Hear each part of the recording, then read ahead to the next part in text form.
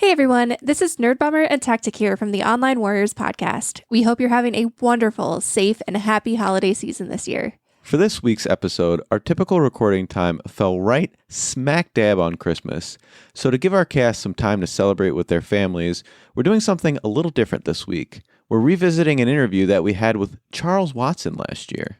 Charles is the creator of the GG app, an app that tracks the games you play, sort of like a Goodreads for video games. So this is perfect timing if you need a place to track all those cool new games you got for the holidays. So let's get right into it.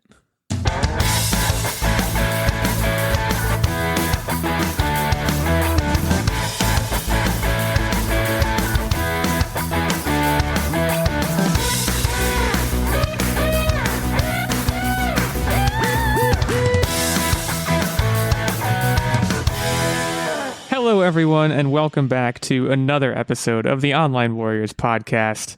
This week, we have a special treat for all of our listeners. We're kicking off the show with an interview with our special guest, Charles Watson, the creator of the game tracking app GG.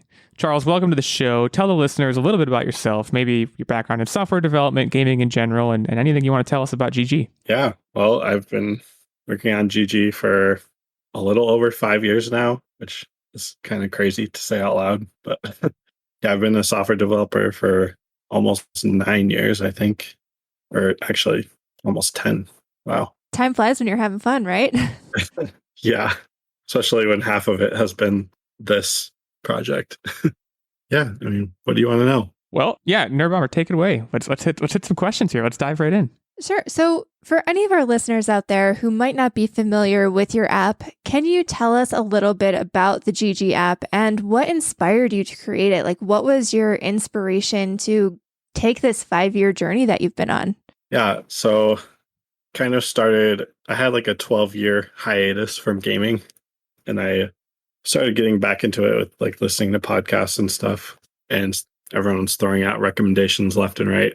And having used Goodreads and Letterboxd for books and movies, I wanted something like that for games because of all the recommendations I was getting. So kind of what led me to do that. Yeah, see, what I do is, for me, Nerd Bomber recommends games to me, and then 9 times out of 10, I just don't play them. So if we were both on this app, I would be looking at what she has in her backlog to basically just inspire myself what to not play. And I'm sure that's not what the app is supposed to accomplish. But yeah, that's kind of a running joke on the show here is that she tells me to play things and I don't even say no. I guess it just kind of like, it just happens that I don't. It's just implied at this point. This app, by the way, I just want to say I'm so surprised that your creation was the first time I'm hearing of something like this. And it makes sense. Like you said, after seeing Goodreads and how that works, this just absolutely makes sense. So I really like the name of your app. Was GG the first name that came to mind, or were there some fun runner-ups? I think it's only the second name. So when I first created a folder on my desktop for ideas, it was called Backlog Breakdown or Beatdown. I don't even remember. But that name partly came from a Facebook group I was in. We were doing a challenge basically to go through your backlog. And that was kind of the name that they used for it. So that challenge sounds like it was incredibly daunting. It was fun. It was like a golf style game. So the more games that you play from your backlog, the more points you get. And then if you buy new games, you lose points. Ooh, I kind of like that concept. It was fun. You should integrate something like that into GG. Like just a little punishment almost every time you add more things to your backlog. Yeah. I don't know about that, but I might eventually add like a challenge thing, backlog challenge, where sort of like Goodreads for reading challenges. And if you play enough games, you get tickets to Pizza Hut. Just like the old public library. It was you reminded me of things that are gone, and it's making me sad. So, let's transition to happy. You started GG in 2017. Like you said, kind of a 5-year journey, quite a journey, and it's only seen exponential growth year over year. Was there a specific turning point that you saw the growth really start to accelerate? And kind of on top of that, it's got to be so exciting to see all the positive reception, watching the community grow. So yeah, I guess when did you see that really start to take off, and how's it felt? I mean, like you said, it's been exponential year over year. So it's kind of like there's not really one single turning point. But I think that's kind of just the nature of the app because it's a very like social. Right. You build a community. Yeah. And people sharing their lists and all that kind of stuff. So the word of mouth kind of just spreads like a forest fire.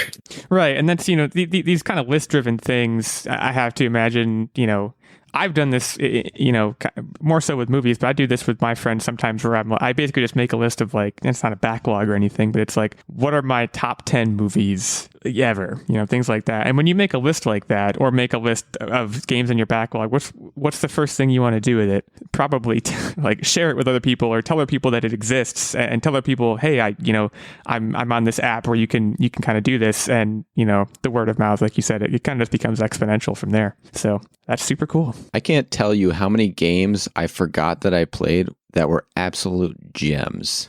And it's just, again, it's staggering to me that I don't you have a list. rediscovered on Yeah. One of the things that I find the most amazing, I mean, the app itself is amazing, but you're a one-man developing team. Is that overwhelming, especially as the app continues to grow? And how have you kind of approached the challenges of a growing user base as one person working on this project? I mean, I've kind of had like a obviously super long-term outlook on it.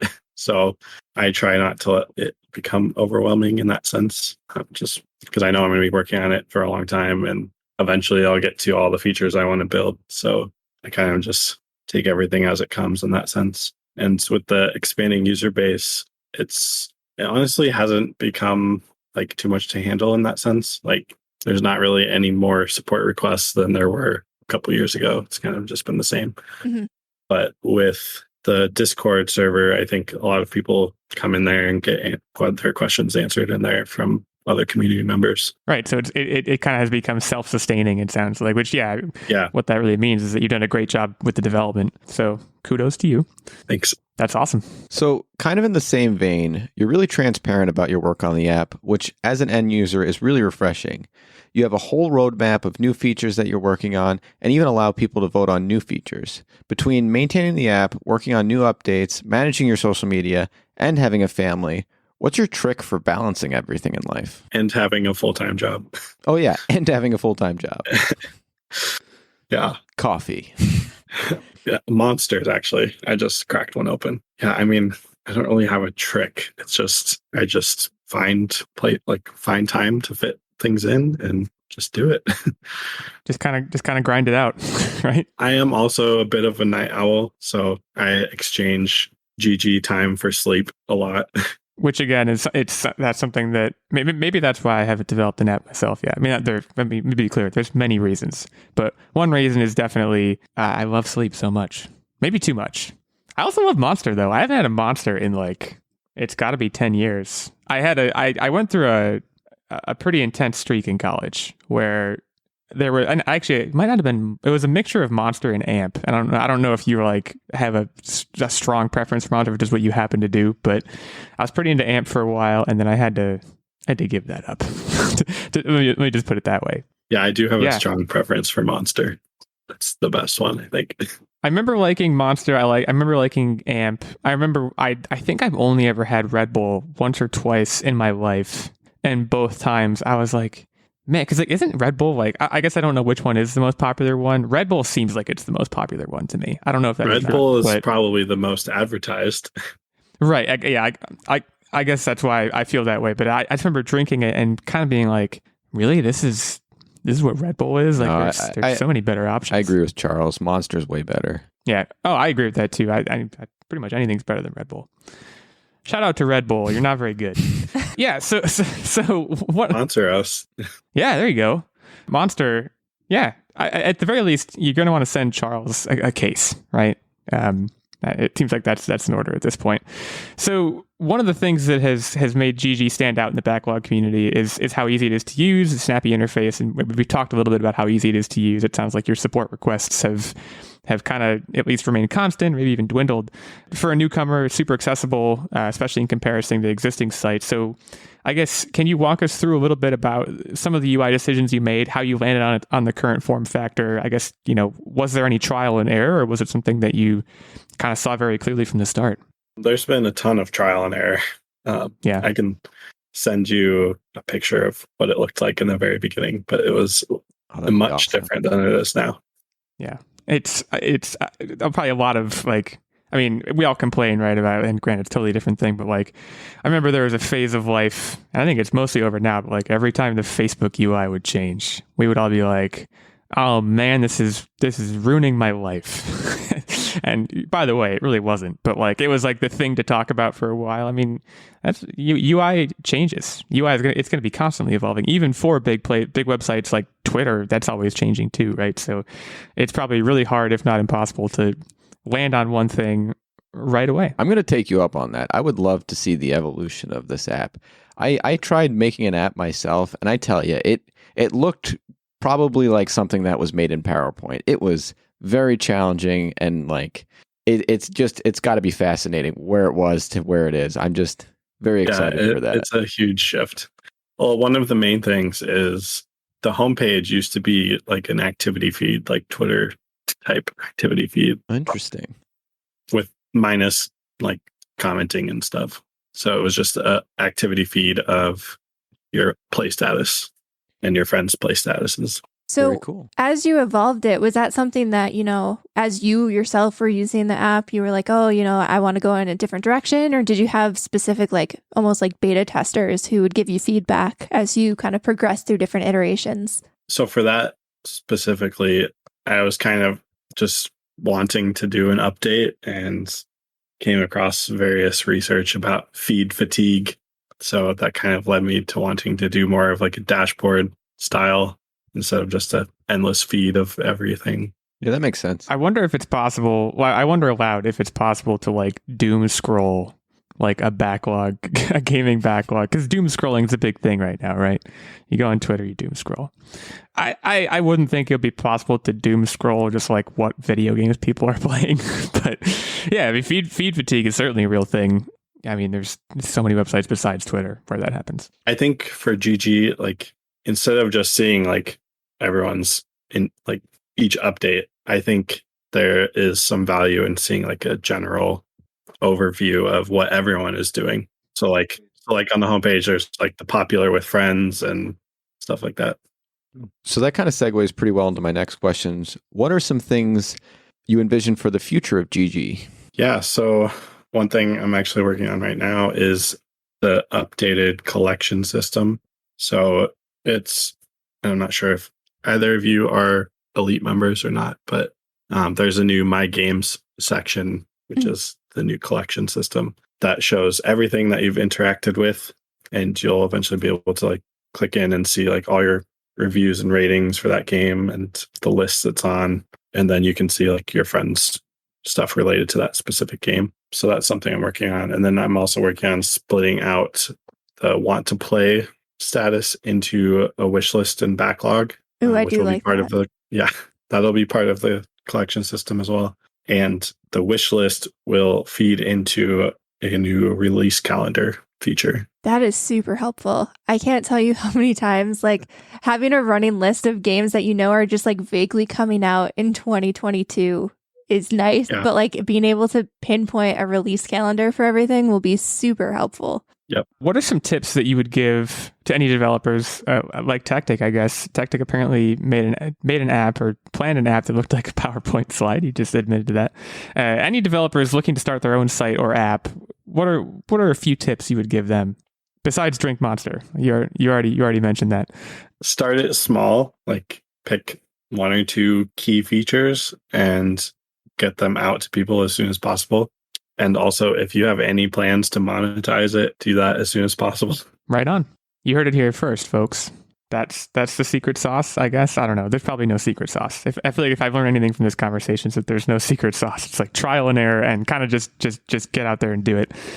Yeah, maybe we'll talk offline a little bit more about that sometime. So apps such as yours help users generate a list of accomplishments. Looking at your own GG playlist, what games are you most happy to see there? Oh, that's a tough one. Let's see. I have my profile pulled up right now, so I'm looking.